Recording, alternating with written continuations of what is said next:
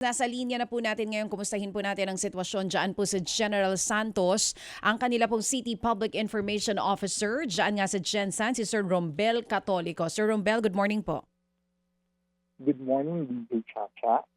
Magandang umaga po, maraming salamat po sa oras ngayong umaga. Sir, kamusta na po ang sitwasyon dyan ngayon on the ground sa Gensan? Nakakaranas pa rin po ba tayo ng aftershocks? As of yesterday, no, ang naranasan ng Jensen na aftershock nakatala ng at least 138 na aftershock, pero ngayon parang wala naman po. Sir, nagsimula na rin po ba yung ating pong search and rescue efforts at kamusta na po yung casualty natin dyan sa Gensan? Of course, as to the response team yesterday, no, ang ating as of 6:12 ng umaga ngayon, meron tayong missing na 4, ang namatay 13, ang injured 144. Saan pong areas pinaka-apektado o mga barangay dyan po sa Gensan, sir?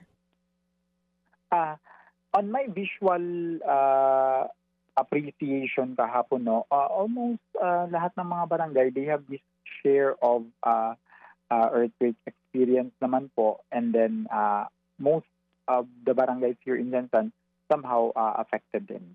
Yung 4 po na nawawala, saan-saang mga barangay po ito, sir? As to the missing persons, I'll check the primer first. Kahapon po. Yes po. Sir Rombel, kahapon po ba during the earthquake, nawalan po ba ng kuryente sa ilang lugar dyan sa Gensan? Opo. Pati pa water supply po. But then, as of this dawn, naibalik naman po ang kuryente. So maayos na po yung supply natin ng kuryente at ng tubig sa ngayon? Opo. Kamusta po yung linya ng komunikasyon? Down din po ba yan kahapon at okay na rin po ba ngayon? Yes po, medyo mahina at napaka-challenging ang mga linya ng ating komunikasyon kahapon, but then as of this time, okay naman po. Kamusta po ang mga kalsada natin, Sir Rombel? Meron po bang hanggang ngayon ay hindi pa... As to our road here in Gensan, passable naman po. Lahat po ito? Yes. So kahapon, sir, wala tayong damages sa mga kalsada na naitala? As of yesterday, wala pong damage sa kalsada.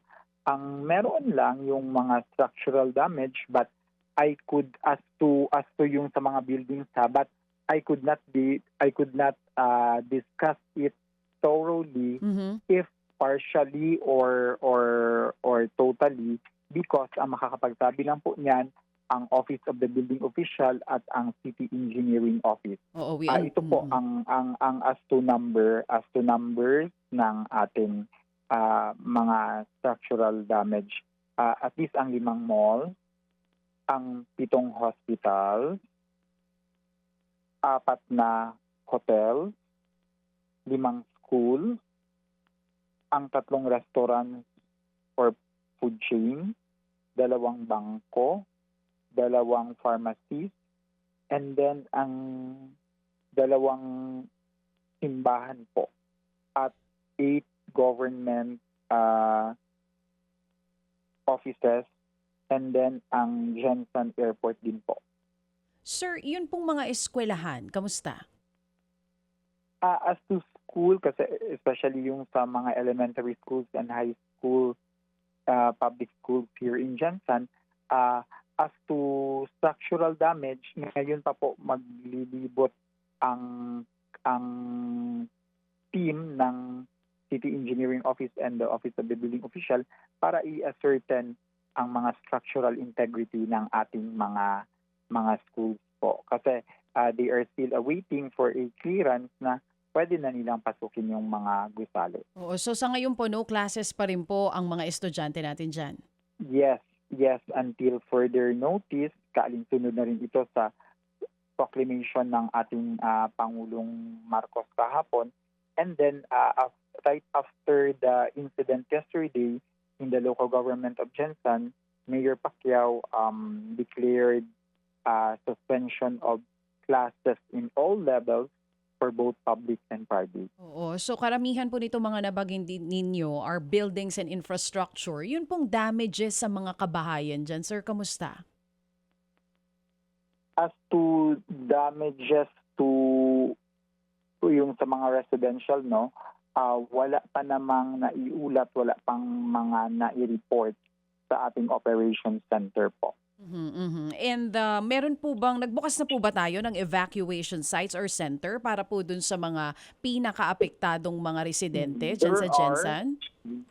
There are already evacuation centers sa ating mga barangay and then doon sa Buayan, but as of this time, wala pa pong naitala na nasa evacuation center sila. Okay, so ulitin ko lang po yung sinabi nyo, walang mga nasa evacuation center ngayon. Ito po mga residente ay nasa kanila ng mga tahanan.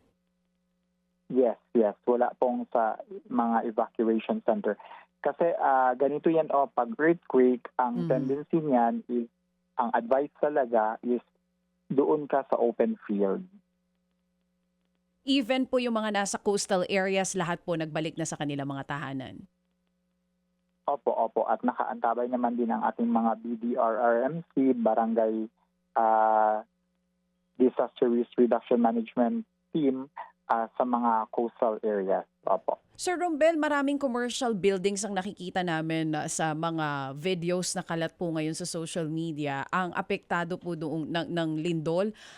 Masasabi ba natin marami yung talagang totally damaged or mas marami po yung partially? Paano po?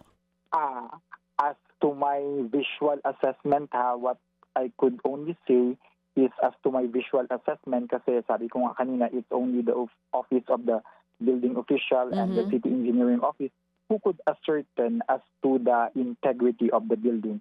But of course, merong yung especially yung isang food chain and then yung doon sa isang parang super market din sa Kalumpang. Ito pong food chain na nakita natin ngayon or nakikita namin ngayon dito sa video, wala pong casualty dito kasi ang tindi po nung nangyari doon sa building? Yes. Oo, sa awa ng Diyos, wala naman pong casualty doon. Doon sa isang tawag niyan, sa isang supermarket in Kalumpang, doon pa may naging casualty po. Yun po yung video na may naaalis na pira-piraso. Yun po yung supermarket na sinasabi ninyo or mall? Yun po ba yun? Opo. Doon po may casualty. Ilan po yung casualty doon sa supermarket? If I am not mistaken, dalawa pero yun nga ang sabi ko para maging certain lang tayo as of 6:12 kanina para at least safe lang din ako. 13 ang total dito sa lungsod ng Jensan na naging casualty or namatay. And right now, yung mga aftershocks po na nararanasan natin, malalakas pa rin po ba, sir? As of last night lang naman ang medyo nafe-feel mo pa, pero ngayon sa awa ng Diyos wala naman po. Ano pong oras yung pinakahuli na aftershock na naranasan dyan sa Jensan? Mga around 10 p.m. kagabi. Yun po yung huli, sir, na pinakamalakas? Not necessarily malakas. Pero yun na po yung pinakahuli. Opo. At ngayon po, anong pinakakailangan na tulong ng mga residente po natin dyan? Of course, ang pagkain, yung especially doon sa mga affected families and ang ating City Social Welfare and Development Office ng lungsod ng Jensan ay nakikipag-coordinate naman po and natugunan na rin po ang kanilang mga pangangailangan. Sir Rombel, I'm just curious and wondering, dyan po sa Jensan, masasabi ba natin ito pong naramdaman kahapon ng isa sa pinakamalakas na lindol? To my personal experience, somehow it's the worst earthquake that I have experienced in my lifetime. At yun po yung una na na-experience nyo dyan at malakas po, tama? No. In 2023, we experienced the same. But then, ang kahapon ang sobra. We experienced also, I think, 2019 or 2018, if I am not mistaken, if my memory will serve me right. Pero mas malakas po itong kahapon kaysa nung 2023. Yung kahapon po, as what I have said, it's the worst earthquake experience that I have experienced in my Oo. lifetime. Sir Rombel, pwede niyo po ba kaming kwentuhan kahapon kung nasaan po kayo noong mga oras na tumama po yung lindol? At paano po yung experience nyo? At around 7:37 a.m., papunta po ako ng opisina. I was driving I was driving my car, and then doon na rin ako papapark sa isang parking area ng lungsod ng Jensan, doon sa tawag niyan, doon sa tennis court ako, and then nagtataka ako na bakit hindi ko ma-swirl ang aking sasakyan, and then yung pagtingin ko na something moving, so yun na pala. Yun na pala 7.8 po pala. Akala ko busy lang ako or what, pero to my memory na nainom ko naman po ang aking maintenance medicine na pang diabetic nung umaga kasi nagtitake ako ng Diamicron before eating meal. Yun. So ngayon po, base sa nakikita nyo, kamusta na po yung mga residente dyan, mga kababayan natin sa Jensan? Iba pa rin po ba yung shock or trauma na dala nung lindol kahapon? Somehow, opo. And then parang ang daan, makikita mo parang nagmistula kahapon. And ngayon din na parang nagmistula na parang holiday pa rin sa Jensan. Of course, walang pasok at wala din mga until such time na ma-check ang mga structural integrity ng kanilang mga gusali. Yun nga, parang nagmimistulang holiday. Kumbaga kaunti pa rin po yung tao sa labas. Sir, kung nakikinig po ngayon ng national government, ano po ang panawagan po natin sa kanila? Of course, I'm so thankful for our national government for the quick response. In fact, yesterday, Secretary Vince Dizon of DPWH, Secretary Rex Gatchalian, and Secretary Dr. Herbosa of the DOH is here. And then si Secretary Harold ng Office of the Civil Defense ay nandito rin and nakipagpulong sa city officials, and they promise na maipapaabot po ang mga karampatang tulong sa lungsod ng Jensan. Rombel, makasingit lang ako, no? Meron mga visuals ngayon na guho. Mall ito ng SM? Yes po, mall ng SM, meron din KCC. Opo. Oo, yung Save More, ito yung talagang bumigay ba ito, the entire structure, Save More? Ha? Sa Kalumpang po, Save More Kalumpang po. Oo, ito yung may naipit at may namatay. Opo. Oo. Ted. Ilan yung mga malls dyan na malalaki? Meron ba kayong Robinsons dyan? Okay. As to structural damage, Manong Ted, sabihin ko na lang po. Limang malls po, ang 7 hospitals, 4 na hotels, 5 paaralan, 3 restaurants or food chain, 2 bangko, 2 pharmacies, ang Jensan Airport po, ang 2 simbahan, at 8 government facilities po. Pero as what I have said, Yes. Manong Ted, hindi ko po ma-ascertain as to structural integrity kung totally collapsed or partially collapsed, kasi ang makapagsasabi lang po niyan ay ang ating Office of the Building Official, ang ating City Engineering Office po. Do you have the facility and the technology or the capacity para masuri lahat ng ito doon sa kanilang stability ng mga stations na ito? Of course, ang ating Office of the Building Official and City Engineering Office and other agencies here, meron po yan sila. Meron po yan silang capability na ma-ascertain as to the structural integrity ng mga gusali po. Oo. May session ba ang City Council today para sa deklarasyon ng State of Calamity?